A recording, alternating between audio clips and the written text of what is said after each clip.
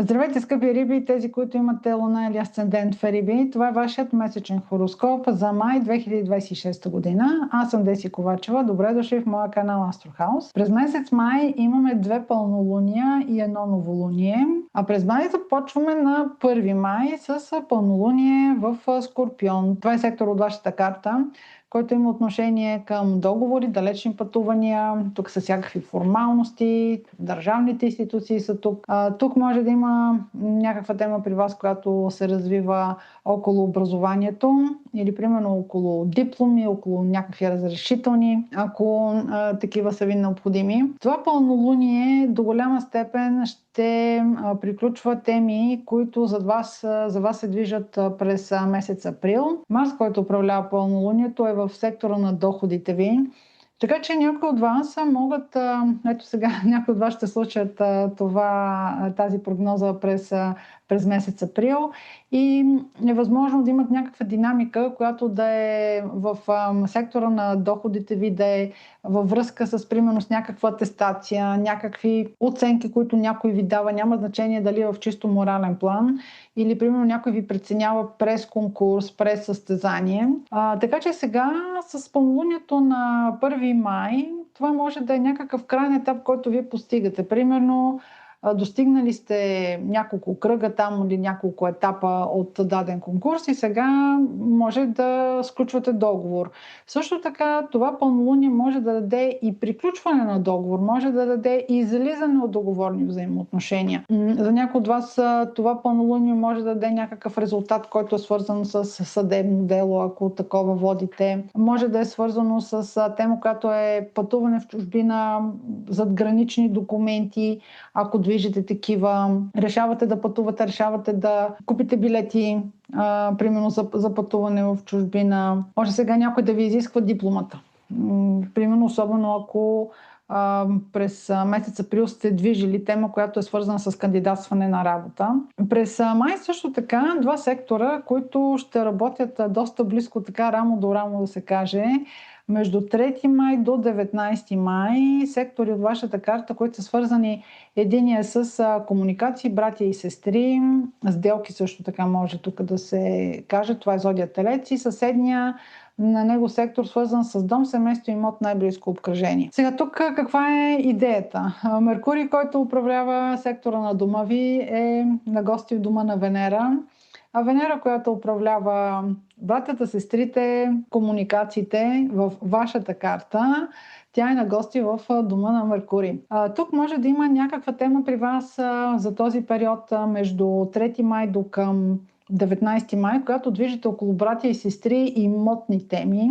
Може да движите някакви дълби, които примерно може да имате. Също тази комбинация между двата сектора може да даде преместване наблизо. Може да даде тема, която е свързана с някаква сделка около имот. Може да има тема около съседи, взаимоотношения с съседи. В принцип, на начина по който Меркурий и Венера така са поставени през този период на месец май, би трябвало да разрешите всички тези теми, които описах, по успешен начин за вас, така че това ще бъде едно доста ползотворно време. Може да бъде ползотворно време, примерно и за тези от вас, които търсят жилище, търсят помещение, движат някаква търговска сделка, свързана с имоти. И отново в вашия сектор на комуникациите, това е зодия Телец, има новолуние, то е на 16 май. Това новолуние е хармонично аспектирано от Юпитер, така че тук при вас може да се придвижва, да има някаква инициатива, която е свързана с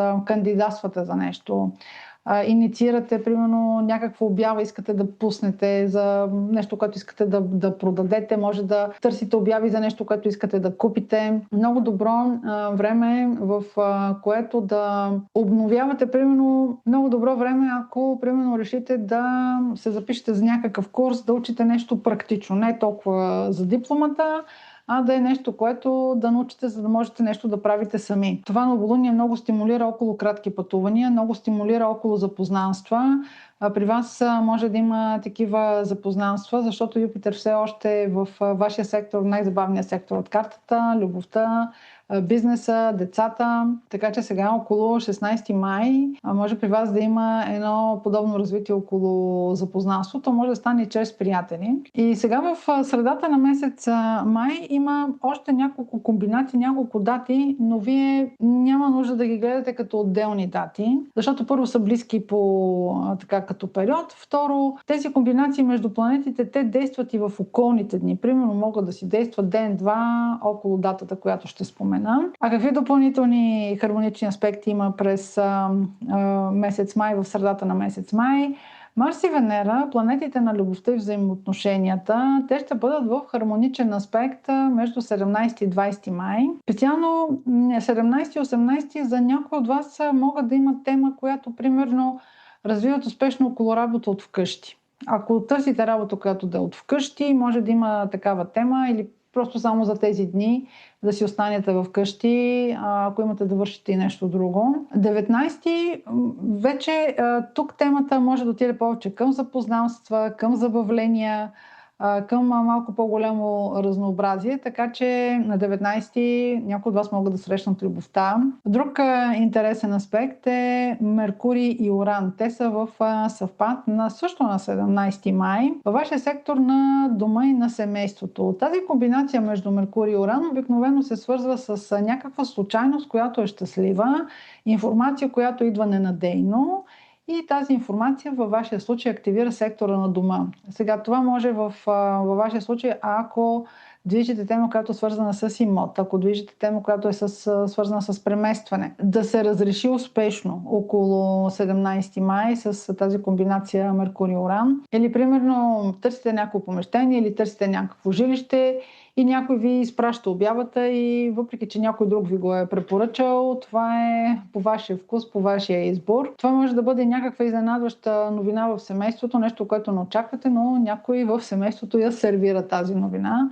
Могат да дойдат неочаквани гости също така. И след това Венера, управителката на любовта и парите, преминава през сектора на любовта, децата и творческите занимания за периода от 19 май до 13 юни. Това е много добро време за всякакви занимания, които са свързани с забавление, за спортни дейности, за всичко, което правите с любов. Няма значение дали това е развитие на любовната ви връзка, няма значение дали това е свързано с някаква тема около децата, която движите.